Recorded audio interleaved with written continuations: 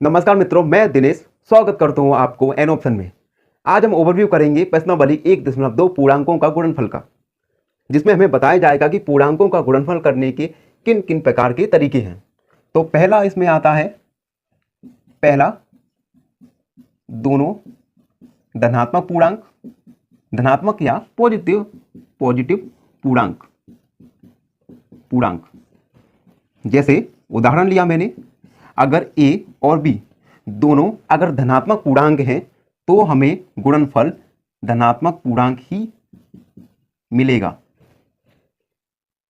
जैसे 2 × 3 = 6, ये हमें धनात्मक पूर्णांक प्राप्त हुआ। दूसरा, जब एक धनात्मक पूर्णांक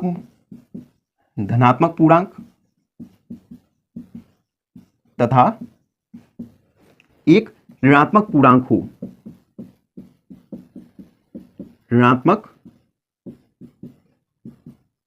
हो, उदाहरण के लिए अगर एक हमारा a धनात्मक पूर्णांक और इसका हमें गुणा करना है -b जो कि ऋणात्मक पूर्णांक है उससे, तो हमें गुणनफल एक ऋणात्मक पूर्णांक प्राप्त होगा। और तीसरा, दोनों ऋणात्मक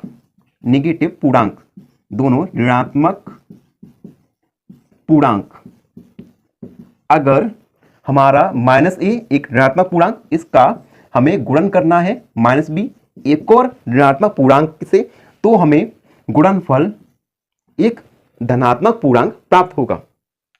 और इसके बाद चौथा आएगा 3 या 3 से अधिक ऋणात्मक पूर्णांक। चौथा वाला आएगा 3 या 3 से अधिक ऋणात्मक पूर्णांक।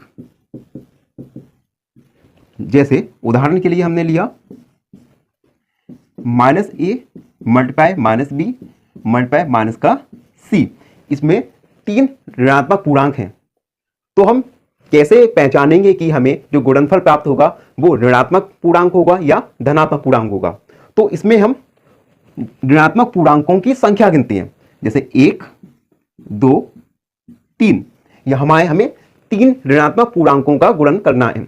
अगर ऋणात्मक पूर्णांक सम है तो हमें गुणनफल धनात्मक पूर्णांक प्राप्त होगा, और अगर इनकी संख्या विषम है तो हमें ऋणात्मक पूर्णांक प्राप्त होगा। यहां पे हमारे गुणनफल 3 है, मतलब हमें एक ऋणात्मक पूर्णांक प्राप्त होगा।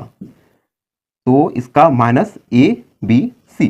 उदाहरण से समझते हैं, एक और उदाहरण, -2 ×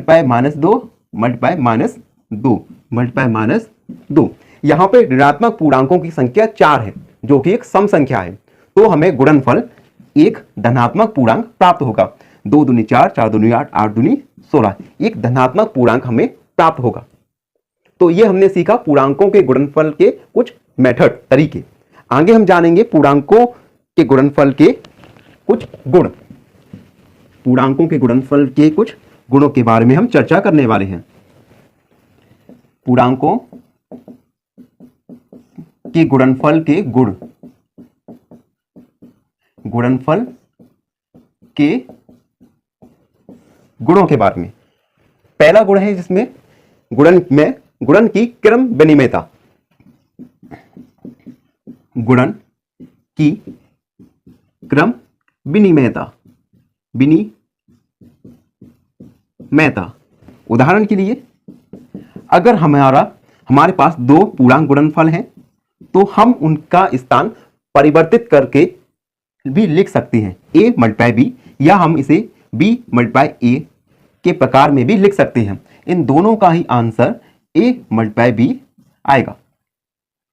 उदाहरण के लिए, अगर हम 2 × 4 लिखें या 4 × 2 लिखें तो इन दोनों का आंसर 8 आएगा। इन दोनों के गुणनफल में कोई अंतर नहीं होगा। दूसरा गुण है 0 से गुणा, 0 से 0 से गुणा। शून्य से गुणन। अगर हम किसी पूर्णांक का शून्य से गुणा करें या शून्य का गुणन किसी पूर्णांक से करें तो हमें गुणनफल शून्य ही प्राप्त होगा। दूसरा, अब तीसरा गुण है गुणन और तीसरा गुण है गुणात्मक तत्समक। गुणात्मक तत्समक। इस गुण में हम क्या जानेंगे कि अगर एक का गुणा किसी पूर्णांक से हो या किसी पूर्णांक का गुणन एक से हो तो हमें वही गुणनफल वही पूर्णांक प्राप्त होगा। अगला तीसरा नंबर का गुण है गुणन साहचर्य गुण। चौथा वाला गुण गुणन साहचर्य। इसमें देखते हैं क्या होता है। गुणन साहचर्य। गुणन साहचर्य में क्या होगा कि अगर हमारे पास तीन संख्याएं हैं तो हम इसे a multiply b multiply c की तरह भी लिख सकते हैं और इन दोनों का आंसर हमें एक पूर्णांक और समान प्राप्त होगा। अगला है वितरण गुण। वितरण गुण देखते हैं 5 वाला वितरण गुण। उदाहरण के लिए हमने लिया वितरण गुण को समझने के लिए, अगर हमारे पास a और a b प्लस c तीन पूर्णांक हैं तो हम a का वितरण b और c के साथ कर सकते हैं। a मल्टीप्लाई b, यहां पे प्लस है तो a मल्टीप्लाई c। एक और एग्जांपल देखते हैं a multiply b minus c।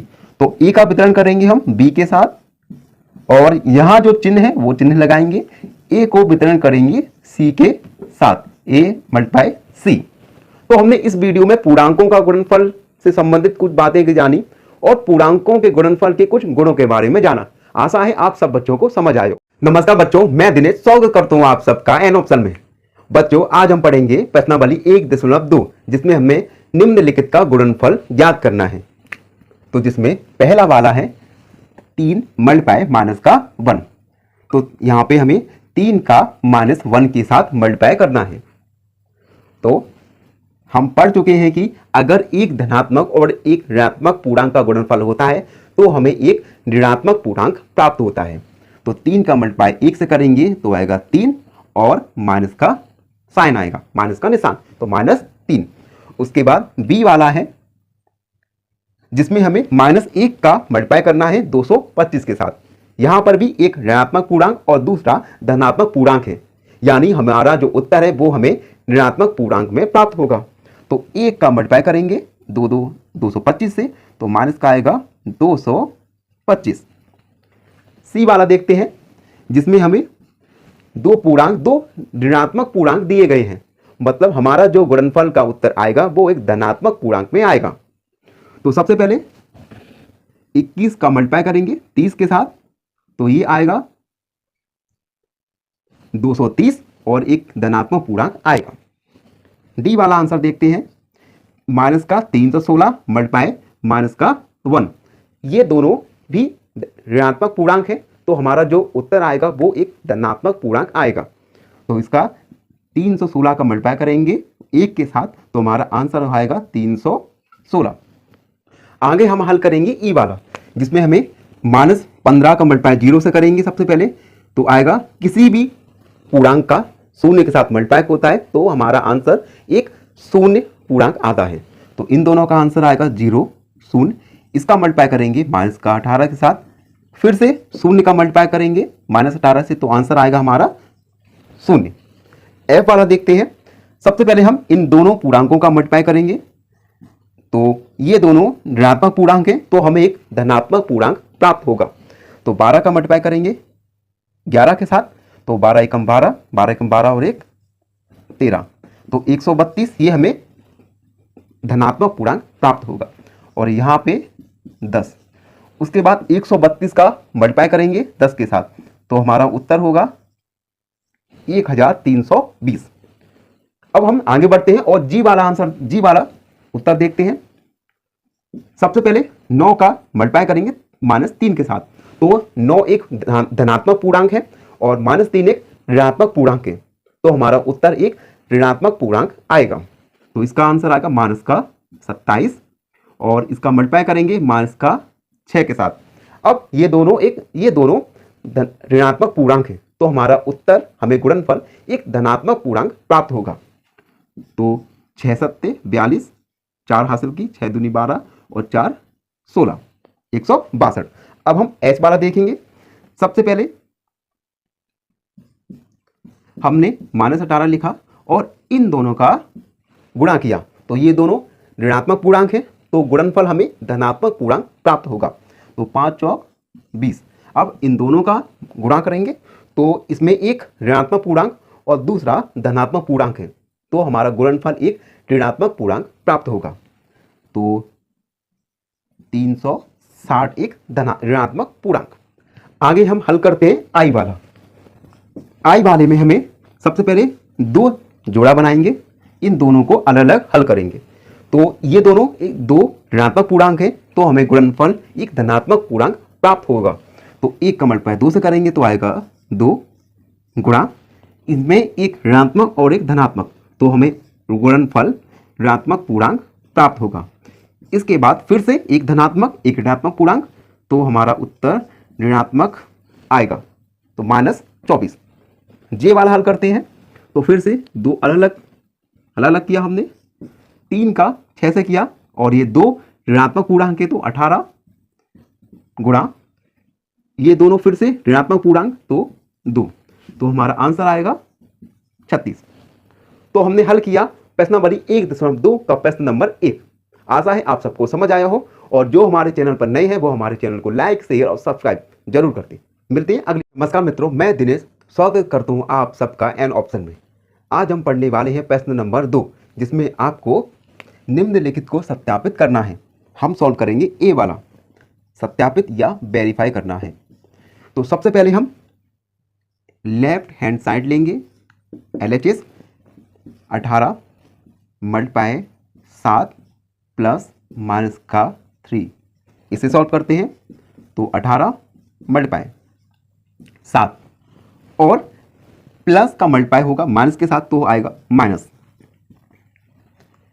तो ये हुआ 18, 7 में से 3 को घटाना है, तो आएगा 4, तो आएगा 72। ये हुआ LHS। अब हम राइट हैंड साइड को सॉल्व करेंगे, यानी RHS को सॉल्व करेंगे। तो ये था 18 मल्टीप्लाई 7 प्लस 18 मल्टीप्लाई माइनस का 3। 18 का 7 से मल्टीप्लाई करेंगे तो आएगा 6, 7 एकम 7, 12, 126 प्लस 18 का मल्टीप्लाई करेंगे 3 के साथ, और तो हमारा ये दोनों एक धनात्मक पूर्णांक और एक ऋणात्मक पूर्णांक है, तो हमारा जो गुणनफल आएगा वो माइनस में आएगा। तो ये आएगा माइनस का 54। 126 प्लस का मल्टीप्लाई माइनस से होगा तो माइनस का 54, तो ये आएगा 72 यानी LHS बराबर आया RHS से। तो हम लिखेंगे अतः सत्यापित हुआ, अतः सत्यापित हुआ। ये था ए वाला। आगे हम बढ़ेंगे और सॉल्व करेंगे बी वाले। पहले हम सॉल्व करेंगे बी वाला, जिसमें फिर से हमें ये LHS लेंगे। हम सबसे पहले लेफ्ट हैंड साइड, तो लिया हमने माइनस का 21 गुणा माइनस का 4 प्लस माइनस का 6, तो माइनस का 21 गुणा, अब माइनस का 4 प्लस का मल्टीप्लाई होगा माइनस के साथ, तो माइनस का 6, माइनस का 21 गुणा, इन दोनों को हम जोड़ लेंगे तो आंसर आएगा माइनस का 10। अब हमारे पास दो ऋणात्मक पूर्णांक हैं, तो इनका गुणनफल एक धनात्मक पूर्णांक प्राप्त होगा। दोनों का मल्टीप्लाई करेंगे तो आएगा 210। ये है LHS। अब हम RHS लेंगे, RHS लेफ्ट हैंड साइड, तो ये है माइनस का 21 गुणा माइनस का 4 प्लस माइनस का 21 गुणा माइनस का 6। तो इन दोनों का मल्टीप्लाई करेंगे तो हमें धनात्मक पूर्णांक ही प्राप्त होगा। तो 4 एकम 4, 4 दूनी 8, और प्लस इन दोनों का मल्टीप्लाई करेंगे तो हमें धनात्मक पूर्णांक प्राप्त होगा। 6 एकम 6, 6 दूनी 12। अब इन दोनों को हम जोड़ेंगे, इन दोनों को जोड़ेंगे तो आएगा 6 और 4 10, 2 और 8 10 और 11 और 210 RHS। तो आप देख सकते हैं कि LHS 210, RHS 210, तो LHS बराबर है RHS के। तो हम लिखेंगे अतः सत्यापित हुआ, सत्यापित हुआ। तो हमने हल किया प्रश्न नंबर 2 को। आशा है सबको समझ आए हो। मिलते हैं अगली वीडियो में। धन्यवाद। नमस्ते मित्रों, मैं दिनेश स्वागत करता हूं आप सबका एन ऑप्शन में। बच्चों, आज हम पढ़ने वाले हैं प्रश्न नंबर 1.2 का प्रश्न नंबर 3, जो है किसी भी पूर्णांक a के लिए -a मल्टीप्लाई a किसके समान है। तो हम इसको हल करेंगे। अब देखो, हमें -1 मल्टीप्लाई a इसका मान प्राप्त करना है। तो मान कैसे निकालेंगे? इन दोनों का मल्टीप्लाई करेंगे। और हम पढ़ चुके हैं कि अगर एक ऋणात्मक पूर्णांक है और दूसरा धनात्मक पूर्णांक है तो इन दोनों का गुणनफल एक ऋणात्मक पूर्णांक प्राप्त होगा। तो -1 का मल्टीप्लाई a के साथ करेंगे तो हमारा आंसर आएगा a। तो हम लिखेंगे अतः पूर्णांक a के लिए -1 गुणा a बराबर a के समान है, के समान है। बच्चों, आगे हम सॉल्व करेंगे प्रश्न नंबर 3 का दूसरा, जो है वह पूर्णांक ज्ञात कीजिए जिसका -1 के साथ गुणनफल है। फिर हमें a, b और c 3 प्रश्न दिए, तीनों का -1 के साथ गुणनफल हमें ज्ञात करना है। तो सबसे पहले a वाला हल करेंगे। तो -22 इसका गुणन करेंगे हम -1 के साथ। तो अब हमारे पास 2 ऋणात्मक गुणांक हैं और 2 ऋणात्मक गुणांकों का गुणनफल हमेशा एक धनात्मक पूर्णांक प्राप्त होगा। तो हम इन दोनों का गुणा करेंगे। तो 22 का 1 के साथ गुणा करेंगे, आएगा 22, और ये एक धनात्मक पूर्णांक आएगा। अब b वाला देखते हैं। b वाला है 37, इसमें हम गुणा करेंगे -1। तो अगर एक गुणनफल धनात्मक और दूसरा गुणनफल ऋणात्मक है तो हमें एक ऋणात्मक पूर्णांक प्राप्त होगा। तो 37 का गुणा करेंगे 1 के साथ, तो हमें -37 प्राप्त होगा। उसके बाद c, हम पढ़ चुके हैं कि शून्य का किसी भी पूर्ण संख्या के साथ गुणा किया जाए तो हमें वही शून्य प्राप्त होता है। तो हम शून्य का गुणा करेंगे -1 के साथ, तो हमें शून्य ही प्राप्त होगा। तो हमने सॉल्व किया प्रश्न नंबर 3 का हल। तो बने रहिए हमारे साथ, मिलते हैं अगली वीडियो में। धन्यवाद। तो मैं दिनेश स्वागत करता हूं आप सबको एन ऑप्शन में। बच्चों, आज हम प्रश्न नंबर 4 को हल करने वाले हैं, जो है -1 गुणा 5 से प्रारंभ करके विभिन्न गुणनफलों द्वारा कोई पैटर्न दर्शाते हुए -1 गुणा -1 बराबर 1 को निरूपित मतलब दर्शाना है। तो हमें इसमें एक पैटर्न बनाते हुए -1 गुणा -1 बराबर 1 को दर्शाना है। तो सबसे पहले -1 मल्टीप्लाई 5, ये आएगा 5, -1 गुणा 4, तो -1 गुणा 5, इसका आंसर -5, -1 गुणा 4, ये आएगा -4।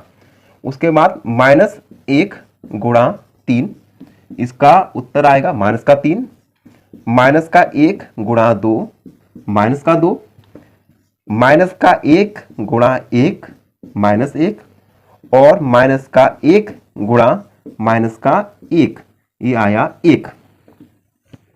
तो हमने -1 गुणा 5 से प्रारंभ करते करते करते एक पैटर्न बनाया कि पहले हमने 5 का गुणा किया, फिर 4 का, फिर 3 का, फिर 2 का, फिर 1 का, फिर -1 का, और अंत पर आते हुए हमने -1 गुणा -1 बराबर 1 को निरूपित दर्शा दिया। निरूपित बच्चों, आज हम हल करने वाले हैं प्रश्न नंबर 5 को, जो है उचित गुणों का उपयोग करते हुए गुणनफल ज्ञात कीजिए। तो हमें उचित गुणों का प्रयोग करना है और हमें अंत में गुणनफल ज्ञात करना है। हम इसमें ए और बी वाला सॉल्व करते हैं। तो हल 26 गुणा -48 प्लस -48 गुणा -36। तो अब देखो हमारे पास दो वैल्यू हैं, हम इनमें से -48 कॉमन ले सकते हैं। तो हम लिखेंगे -48 और ब्रैकेट लिया हमने, यहां पे 26, ये वाला प्लस, और यहां पर -36, और ये बड़ा वाला ब्रैकेट। हम लिखेंगे इसमें वितरण गुण। वितरण गुण, हमने वितरण गुण का प्रयोग किया। तो -48 26 प्लस का गुणा होगा माइनस के साथ, तो माइनस आएगा 36 -48, इनको हम घटाएंगे तो 26 में से -36 घटाएंगे तो ये आएगा -10। अब दो ऋणात्मक पूर्णांक है, इनका गुणनफल एक धनात्मक पूर्णांक आएगा। तो 48 का गुणा 10 से करेंगे तो आएगा 480, यही हमारा उत्तर होगा। अब हम बी वाला देखते हैं। बी वाला हल करेंगे तो 15 गुणा -25 गुणा -4 और गुणा -10। तो हम इस प्रश्न में लगाएंगे साहचर्य गुण। साहचर्य गुण में क्या होगा, हम इनका किसी भी क्रम में इसे लिख पाएंगे। तो हम लिखेंगे 15 गुणा -10 और गुणा -25 गुणा -4। यहां पे हम लिख भी देंगे साहचर्य गुण, और इसके बाद इन दोनों का गुणा करेंगे और इन दोनों का। तो 15 का -10 के साथ गुणा करेंगे तो आएगा -150, और उसके बाद गुणा -25 का गुणा करेंगे -4 के साथ तो आएगा 100। फिर इन दोनों का गुणा करेंगे और फिर से हमें पता है एक पूर्णांक ऋणात्मक और दूसरा पूर्णांक धनात्मक है, तो हमें गुणनफल एक ऋणात्मक पूर्णांक प्राप्त होगा। तो इन दोनों का मल्टीप्लाई करेंगे तो आएगा 150 और 2 शून्य यहां से लगा देंगे। आगे बढ़ते हैं और सॉल्व करेंगे सी और डी वाला।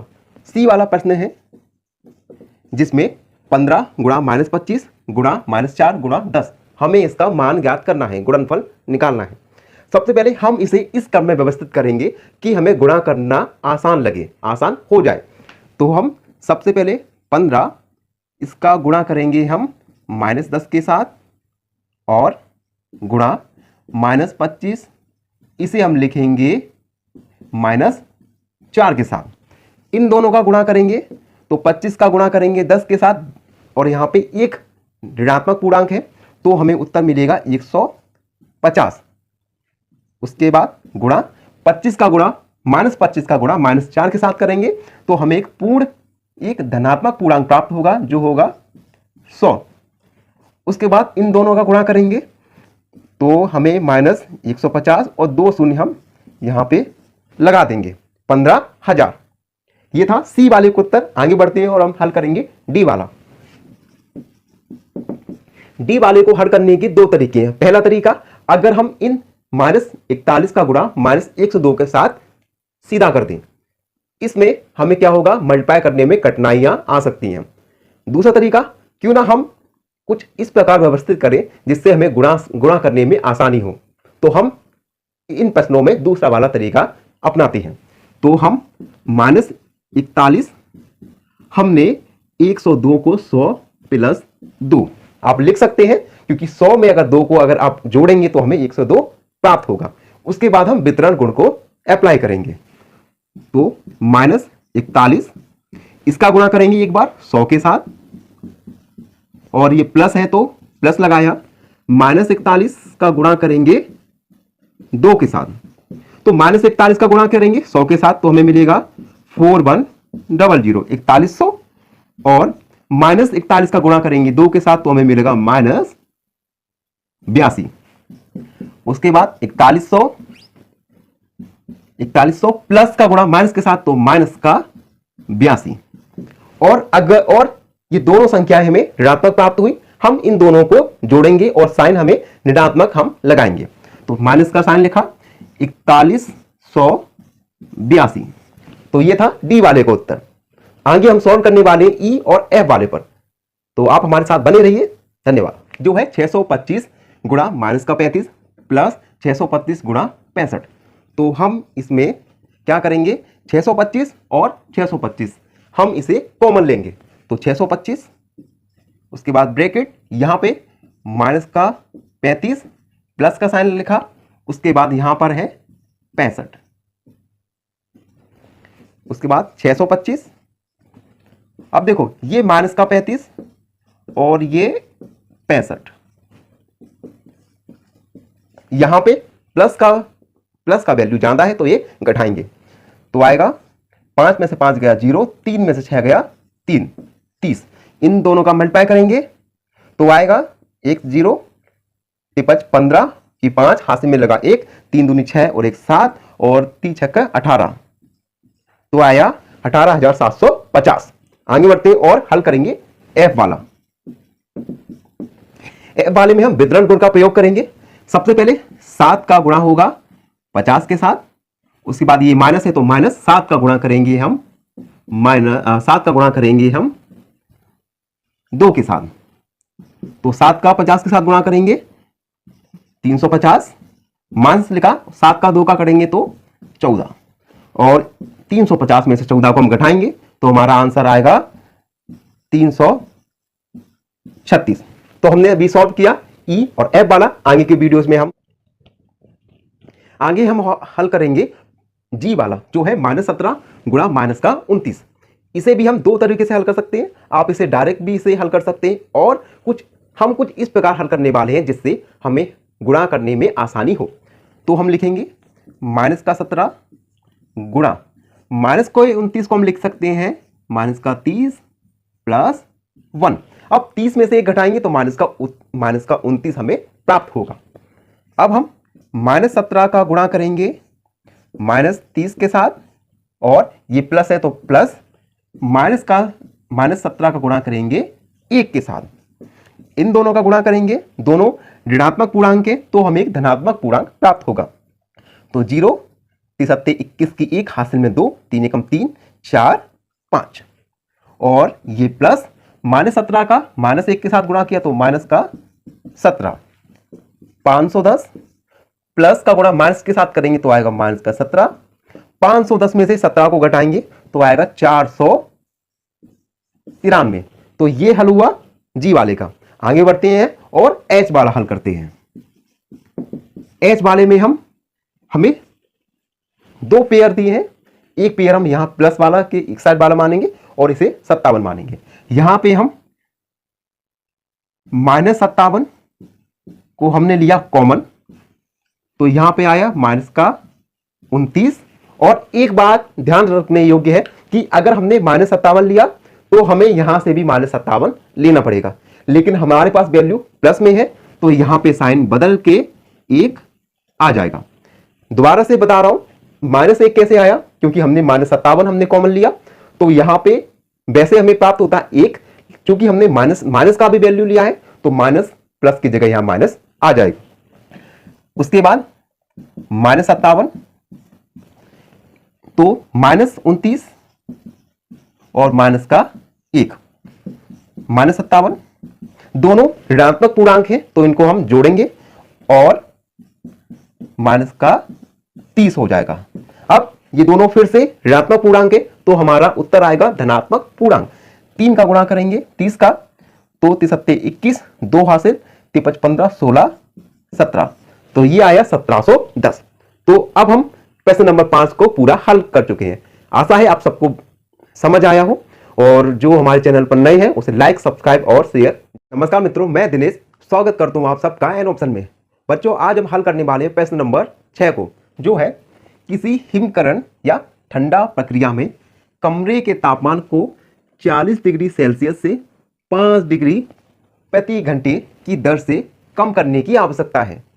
मतलब एक कमरे का तापमान 40 डिग्री सेल्सियस है, फिर उस कमरे का तापमान को हमें कम करना है। कैसे करना है? हर घंटे 5 डिग्री सेल्सियस कम करना है। इस प्रक्रिया के शुरू होने के 10 घंटे बाद कमरे का तापमान क्या होगा? तो हर घंटे 5-5 डिग्री सेल्सियस कमरे का तापमान कम हो रहा है, तो हमें बताना है 10 घंटे में कमरे का तापमान कितना कम होगा। तो हम हल करते हैं इसे। सबसे पहले लिखेंगे कमरे का तापमान, कमरे का तापमान, कमरे का तापमान कितना है? 40 डिग्री सेल्सियस। उसके बाद 1 घंटे बाद कमरे के तापमान में गिरावट, तापमान में गिरावट। तो 1 घंटे में कितनी गिरावट आ रही है? -5 डिग्री सेल्सियस। तो हम लिखेंगे 10 घंटे बाद, 10 घंटे में तापमान में गिरावट, तापमान में गिरावट। 1 घंटे में -5 डिग्री सेल्सियस, तो 10 घंटे में कितना? तो हम -5 का गुणा करेंगे 10 के साथ, तो हमें मिलेगा -50 डिग्री सेल्सियस। यानी 10 घंटे में कमरे के तापमान में -50 डिग्री सेल्सियस कम होगा 10 घंटे में। तो हम लिखेंगे अतः कमरे का तापमान, कमरे का तापमान, कमरे का तापमान 40 डिग्री सेल्सियस, और 10 घंटे में तापमान में गिरावट आया -50 डिग्री सेल्सियस। तो 40 में से -50 को घटाएंगे तो आएगा -10 डिग्री सेल्सियस। यानी हिमकरण प्रक्रिया के बाद 10 घंटे बाद कमरे का तापमान -10 डिग्री सेल्सियस होगा। यह था प्रश्न नंबर 6 का उत्तर। आशा है आप सबको। नमस्ते मित्रों, मैं दिनेश स्वागत करता हूं आप सबको एन ऑप्शन में। बच्चों, आज हम हल करने वाले प्रश्न नंबर 7 को, जो है 10 प्रश्नों वाले एक कक्षा टेस्ट में प्रत्येक सही उत्तर के लिए 5 अंक दिए जाते हैं और प्रत्येक गलत उत्तर के लिए -2 अंक दिए जाते हैं, एवं प्रश्न नहीं किए गए प्रश्नों के लिए 0 अंक दिए जाते हैं। एक टेस्ट हुआ, टेस्ट 10 प्रश्नों का था। सही प्रश्न के लिए 5 अंक दिए जाएंगे, और अगर आपने उत्तर गलत दिया तो -2 अंक दिए जाएंगे, और अगर आपने कोई भी प्रश्न हल नहीं किया तो उसके लिए 0 अंक दिए जाएंगे। तो पहला वाला प्रश्न है, मोहन 4 प्रश्नों का सही उत्तर देता है और 6 प्रश्नों का गलत उत्तर देता है। उसके द्वारा प्राप्त किए अंक कितने होंगे? तो हम हल करते हैं। लिखेंगे मोहन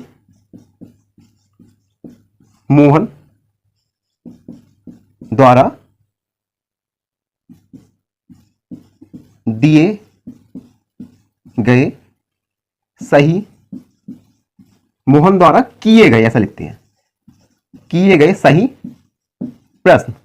मोहन ने कितने सही प्रश्न किए? 4।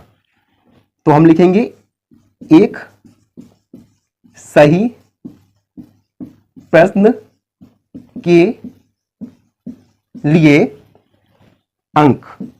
एक सही प्रश्न के लिए अंक है 5। तो 4 प्रश्नों के लिए अंक कितना होगा? 4 × 5 बराबर 20। मतलब उसे 20 अंक मिले सही प्रश्न को का उत्तर देने के लिए। अब हम लिखेंगे, चलो यहां पे लिखते हैं, मोहन द्वारा किए गए गलत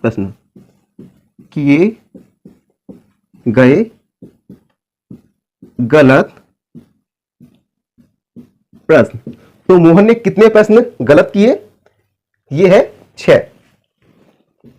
एक गलत प्रश्न के लिए अंक, एक गलत प्रश्न के लिए अंक, एक गलत प्रश्न के लिए अंक है -2। तो हम लिखेंगे 6 गलत प्रश्न के लिए अंक,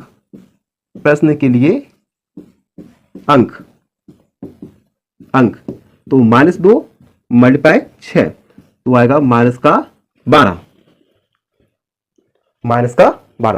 अब देखो, मोहन द्वारा सही प्रश्नों के लिए अंक कितने हैं? 20। गलत प्रश्नों के लिए अंक है -12। तो हम लिखेंगे, थोड़ा रफ करेंगे इसे।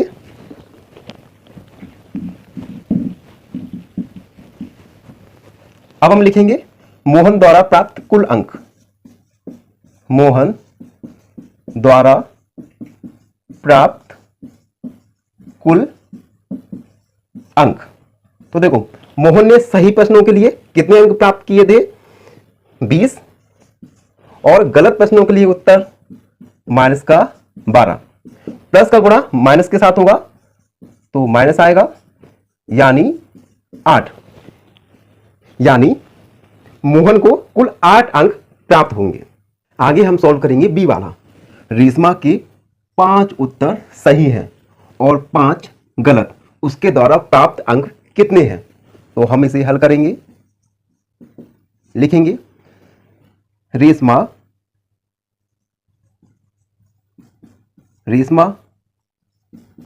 द्वारा किए सही उत्तर रेशमा ने किए थे 5। एक सही उत्तर के लिए अंक, एक सही उत्तर का अंक, एक सही उत्तर का अंक है 5। तो 5 सही उत्तर का अंक, 5 सही उत्तर का अंक, सही उत्तर के अंक। तो 5 × 5 यानी 25। यानी उसे 5 सही उत्तर के लिए 25 अंक प्राप्त होंगे। अब हम लिखते हैं, उसके द्वारा 5 अंक, 5 प्रश्न, 5 उत्तर गलत हैं। लिखेंगे, रेशमा द्वारा किए गलत उत्तर कितने हैं? 5। एक गलत उत्तर के लिए अंक, एक गलत उत्तर का अंक। तो एक गलत उत्तर का अंक है -2। तो 5 गलत उत्तर का अंक कितना होगा? 5 × -2 यानी -10। तो रेशमा द्वारा 5 सही उत्तर के लिए अंक 25 और 5 गलत उत्तर के लिए अंक है -10। तो हम लिखेंगे, रेशमा द्वारा प्राप्त, अतः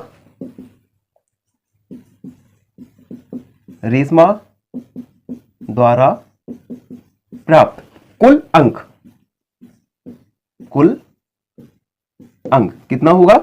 25 में से 10 को घटाएंगे यानी 15 अंक। यानी रेशमा को 15 अंक प्राप्त होते हैं। हम हल करेंगे थर्ड वाला, जो है, हिना ने कुल 7 प्रश्न किए, उनमें से 2 सही उत्तर हैं और 5 उत्तर गलत हैं। तो उसे कितने अंक प्राप्त हुए? तो हम हल करते हैं। हिना द्वारा किए सही उत्तर कितने हैं? 2। सही उत्तर 2। सही उत्तर के लिए अंक, एक सही उत्तर के लिए अंक 5 है, 2 के लिए 2 का मल्टीप्लाई करेंगे यानी 10 अंक। उसके बाद हिना द्वारा किए गलत उत्तर उसने किए 5, तो 5 गलत उत्तर के लिए अंक, एक गलत उत्तर के लिए 2 है, तो 5 के लिए माइनस का 10 अंक। उसके बाद अब हमें पता करना है हिना को कुल कितने अंक प्राप्त हुए। तो हम लिखेंगे हिना को प्राप्त अंक। हिना ने सही उत्तर के लिए 10 अंक प्राप्त हुए, गलत के लिए माइनस का 10 यानी 0 अंक। अतः हिना को कुल 0 अंक प्राप्त होंगे। तो ये हमने हल किया प्रश्न नंबर 7।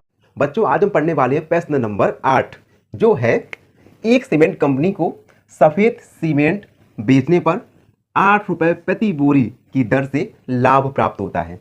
क्या होता है? लाभ प्राप्त, प्रॉफिट होता है। और स्लेटी या ग्रे रंग की सीमेंट बेचने पर 5 रुपए प्रति बोरी की दर से हानि होती है। अगर वह सफेद सीमेंट की एक बोरी बेचता है तो उसे 8 रुपए का लाभ होता है, और स्लेटी ग्रे रंग की सीमेंट की बोरी बेचता है तो उसे 5 रुपए का हानि होती है। प्रश्न है ए वाला, किसी महीने में वह कंपनी 300 बोरियां सफेद सीमेंट की और 5000 बोरियां स्लेटी सीमेंट की बेचती हैं, तो उसका लाभ या हानि आपको पता करना है। तो हम करेंगे इसे हल। तो कंपनी एक मंथ में कितनी 3000 सफेद बोरी को बेचती है। बेची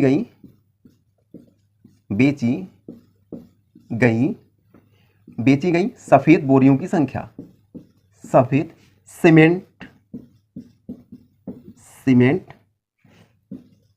की बोरियों की संख्या,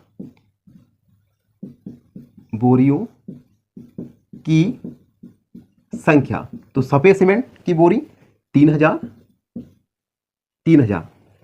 एक बोरी पर प्राप्त लाभ, एक बोरी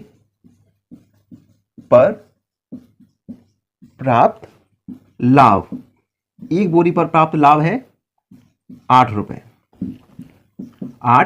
रुपए। तो 3000 बोरियों पर प्राप्त लाभ कितना होगा? तो 3000 गुणा करेंगे 8 का, यानी 8 तिया 24,000 रुपए। ये 3000 सफेद बोरियों पर प्राप्त लाभ है। अब हम इसके बाद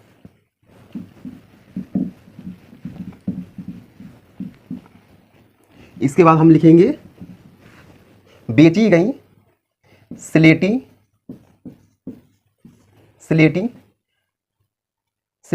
सीमेंट की बोरियों की संख्या, सीमेंट की बोरियां, तो स्लेटी रंग की बोरियां कितनी बेची गई? 5000 बोरियां। एक बोरी पर हुई हानि, एक बोरी पर हानि कितने रुपए की? 5 रुपए की।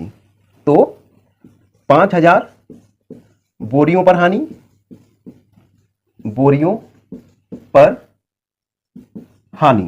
कितनी होगी? 5000 मल्टीप्लाई 5 यानी 25,000 रुपए। तो अब देखो, क्योंकि सफेद सीमेंट की बोरियों पर लाभ कितना था, 24,000, तो हम लिखेंगे 25,000 ज्यादा है 24,000 से, 25,000 ज्यादा है 24,000 से। इसका मतलब है कि उसे, अतः उसे हानि होगी, तो हम लिखेंगे अतः उसे हानि होगी। तो हम कैसे निकालेंगे हानि, हानि बराबर 25,000 माइनस 24,000, यानी उसे 1,000 रुपए की हानि होगी। तो ये हम हल करने वाले हैं बी वाला, जो है यदि बेची गई स्लेटी सीमेंट की बोरियों की संख्या 6400 है तो कंपनी को सफेद सीमेंट की कितनी बोरियां बेचनी चाहिए ताकि उसे ना तो लाभ हो और ना ही हानि। मतलब कंपनी ने स्लेटी सीमेंट की बोरियां 6400 बेच दी, अब उसे कुछ हानि भी हुई होगी, तो हमें यह बताना है कि इस हानि की पूर्ति करने के लिए उसे कितनी सफेद सीमेंट की बोरियों को बेचना पड़ेगा। तो हम इसे हल करते हैं, लिखेंगे बेची गई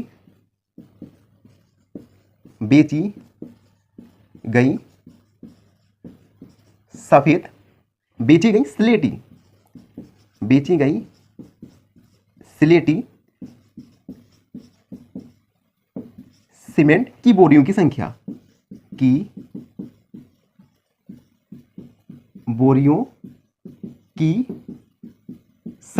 कितनी है, 6400। तो सफेद एक स्लेटी बोरी पर हानि कितनी है, 5 रुपए। तो हम लिखेंगे 6400 बोरियों पर हानि कितनी होगी, 6400 मल्टीप्लाई 5 बराबर 4 5 चौक 20 30 32, यानी 3200 रुपए की उसे हानि होती है। अब दुकानदार को 32,000 रुपए को क्या करना है, कम करना है, तो उसे सफेद बोरियां बेचनी पड़ेंगी। तो सफेद बोरियों के लिए विक्रय मूल्य, सफेद सीमेंट की बोरियों का, ये उसका विक्रय मूल्य हो जाएगा, बेचने का मूल्य, विक्रय मूल्य कितना, 32,000 रुपए। और हमें यह भी पता है कि एक सफेद बोरी पर कितना लाभ होता है, उसे 8 रुपए। तो हम लिखेंगे एक सफेद बोरी पर लाभ, ये हुआ 8 रुपए। उसके बाद हम लिखेंगे, उसके बाद हमें बताना है कितनी बोरी उसे बेचनी चाहिए। जब तक आप हमारे चैनल को लाइक करें, शेयर करें और सब्सक्राइब करना बिल्कुल ना भूलें। तो हम लिखेंगे अतः सफेद बोरियों की संख्या, सफेद सीमेंट की बोरियों की संख्या, बोरियों की संख्या। तो देखो विक्रय मूल्य कितना था, 32,000, सफेद एक बोरी पर कितना लाभ, 8 रुपए। तो हम 8 का भाग करेंगे तो आएगा 4,000 बोरियां। तो हम लिखेंगे, तो यही हमारा आंसर है। मतलब उसे 4,000 सफेद सीमेंट की बोरियां को बेचना पड़ेगा, तो ना उसे लाभ होगा और ना उसे हानि होगी। तो यह था प्रश्न नंबर